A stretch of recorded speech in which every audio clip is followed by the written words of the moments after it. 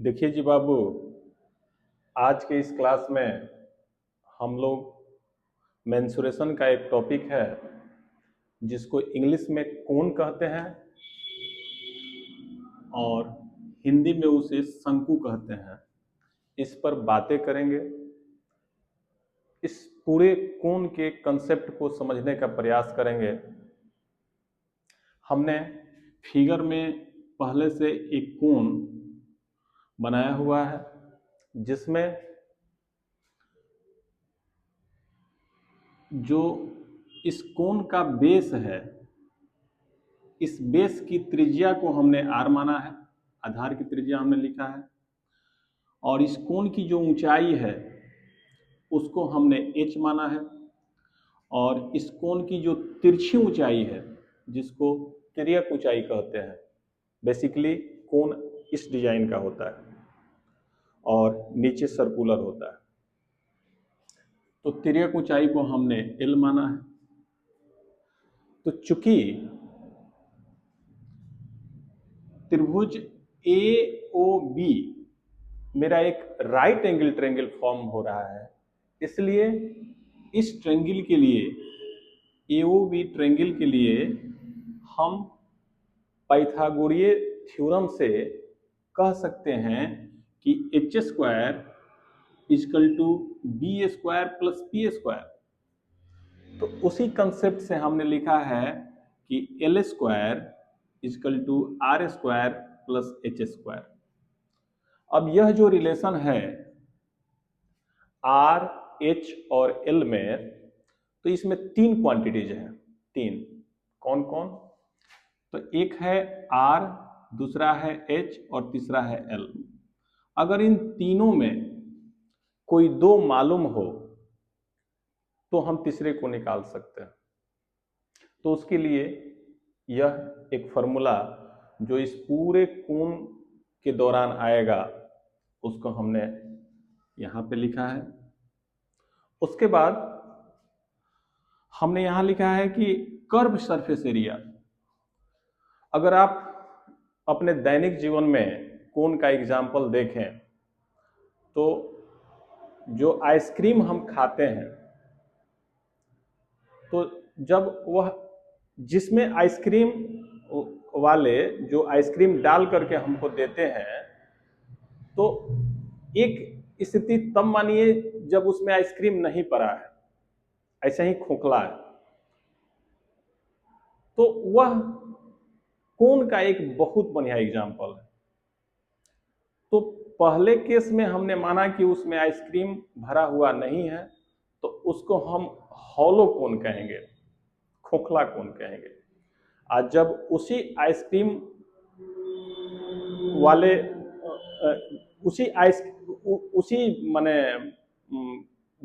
पात्र कह लीजिए, बेसिकली अगर उसी पात्र में हम आइसक्रीम को डाल दें या उस कोण में हम आइसक्रीम को डाल दें और उसको पूरा लेवल तक उसको आइसक्रीम से भर दें, तो वह मेरा सॉलिड कोण होगा।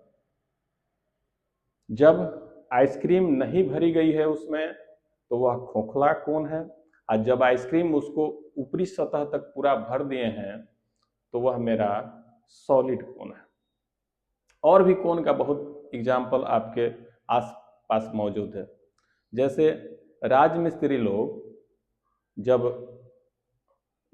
दीवार चुनते हैं तो दीवार को देखने के लिए कि दीवार वे सीधा चुन रहे हैं कि नहीं, एक साहुल होता है, लट्टू के डिजाइन का होता है। प्योर लट्टू तो होता नहीं है, लेकिन थोड़ा उससे मिलता जुलता एक आकृति होती है। तो उस साहुल से जब दीवार को देखते हैं कि मेरा दीवार सीधा है कि नहीं, तो वह जो साहुल है वह सॉलिड कोण है। और भी एग्जाम्पल थोड़ा देर के बाद हम आपसे शेयर करेंगे। अब उस कोण के कर्व सरफेस एरिया का मतलब, जैसे मान लीजिए कि यह मेरा कोण है ऐसे, और यहाँ मेरा सर्कुलर बेस है, तो इसका कर्व सरफेस एरिया का मतलब कि इधर का सरफेस एरिया। एक और एग्जाम्पल हम आपसे कल्पना कराते हैं कि जब हमारे यहाँ खेतों में अनाज होता है, जैसे मान लीजिए कि हमारे यहाँ गेहूं होता है और गेहूं की दौनी करके और एक जगह उसको इकट्ठा किया जाता है। बड़े बड़े जो गृहस्थ होते हैं वे अपने अनाज को एक जगह इकट्ठा करते हैं। तो एक जगह वे असल में कोन के ही शेप में इकट्ठा करते हैं, ठीक है ना। तो वह भी कोन का एग्जाम्पल है। और जब गेहूं वे इकट्ठा किए हैं या धान इकट्ठा किए हैं तो बेसिकली वह सॉलिड कोन है, वह ठोस शंकु है। तो हमें जहाँ तक लगता है कि आप अपने आसपास की वस्तुओं से, आसपास के एग्जाम्पल से कोन को समझ पा रहे हैं कि कोन वास्तव में क्या होता है। तो उसका कर्व सरफेस एरिया, वक्र पृष्ठीय क्षेत्रफल जो होगा वो बेसिकली यह वाला क्षेत्र होगा। तो यहां हमने लिखा है curve surface area is equal to pi R L. Pi आप समझ रहे हैं, आर का मतलब कि इस कोण के आधार की त्रिज्या है आर, यही आर है। और एल का मतलब कि जो मेरी तिर्यक ऊंचाई है या तिरछी ऊंचाई है वही मेरा एल है। उसके बाद टोटल सरफेस एरिया की अगर बात करें तो टोटल सरफेस एरिया में एक तो कर्व सरफेस एरिया आएगा और फिर नीचे का एक बेस भी आएगा जो कि बेस मेरा सर्कुलर है। तो curve surface area pi R L हो गया और नीचे का बेस पाई आर स्क्वायर जो सर्कुलर है। इन दोनों को हमने ऐड जब किया तो मेरा टोटल सरफेस एरिया ऑफ ए कोन आ गया। और जैसे ही यहाँ से पाई आर को दोनों में से कॉमन लेंगे तो यहाँ एल बचेगा और यहाँ आर बचेगा। कुल मिलाकर के आप टोटल सरफेस एरिया ऑफ ए कोन को आप इतना लिख सकते हैं, या पाई आर को जब कॉमन लीजिएगा तो pi R into L plus R आप कह सकते हैं। अब सुनिएगा बाबू, वॉल्यूम के विषय में। वॉल्यूम क्या होता है?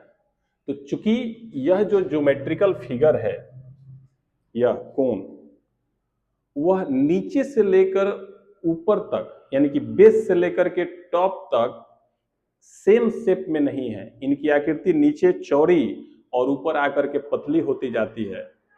तो नीचे से लेकर के ऊपर तक समरूप आकृति में नहीं है, एक जैसी आकृति में नहीं है। तो इनका जो वॉल्यूम का फॉर्मूला होगा वह सिलेंडर, क्यूब और क्यूबॉइड से डिफरेंट होगा। तो इनके वॉल्यूम का फॉर्मूला है 1/3 पाई आर स्क्वायर इंटू एच। यह कोन के वॉल्यूम का फॉर्मूला हुआ। इस तरह से हमने कोन से संबंधित जो भी फॉर्मूले जो हमारे न्यूमेरिकल बनाने के दौरान आते हैं उनको हमने एक जगह इकट्ठा करने का प्रयास किया। हमें उम्मीद है कि पूरी बात आपको समझ में आई होंगी। अगर बातें समझ में आई हैं तो आप कोन से संबंधित न्यूमेरिकल्स को अपने बुक से बना सकते हैं, और जहां कहीं भी दिक्कत हो आप कमेंट के माध्यम से हमें बता सकते हैं। आपकी बातों को समझने का प्रयास किया जाएगा। धन्यवाद।